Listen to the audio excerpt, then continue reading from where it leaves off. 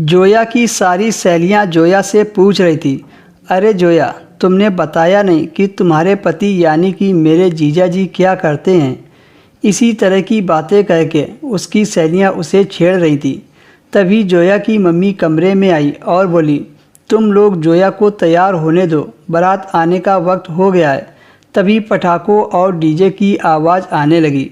जोया की माँ ने खिड़की से देखा तो बारात दरवाजे पर पहुंच रही थी।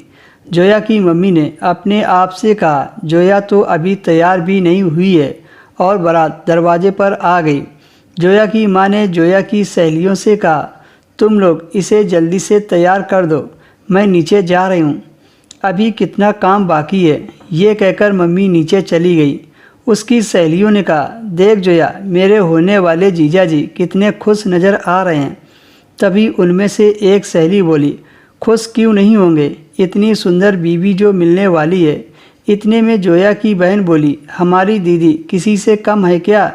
जोया की बहन ने मुस्कुराते हुए कहा, वैसे जोया ने सोच रखा था कि जब मेरी शादी होगी तो मैं अपनी विदाई के समय बिल्कुल भी नहीं रोऊंगी, पर जब खुद को अपने घर से दूर, अपने माँ बाप, अपनी छोटी बहन से दूर होते देखा तो मन का दुख कब उसकी आंखों से बहने लगा उसे पता ही नहीं चला।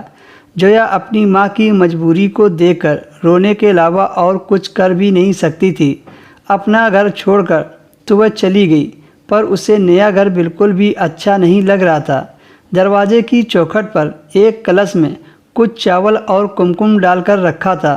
बेशक उसे ये अच्छा नहीं लग रहा था, लेकिन इस बात की खुशी भी थी कि जिसके लिए वह अपना घर छोड़कर आई है वो उसके साथ उसके बगल में खड़े थे।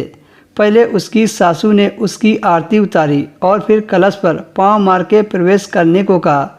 रस्मों रिवाज पूरा करते करते वह बहुत थक गई थी। उसके शरीर में और ताकत नहीं बची थी, लेकिन फिर भी सुहाग की सेज पर वह सो भी तो नहीं सकती थी।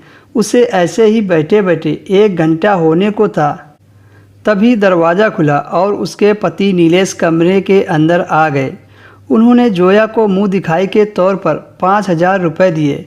फिर नीलेश ने घूंघट उठाया।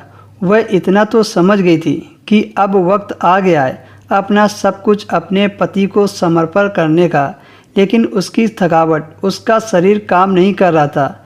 फिर नीलेश ने जोया को बेड पर पटक कर अपनी अंतर इच्छा पूरी कर ली।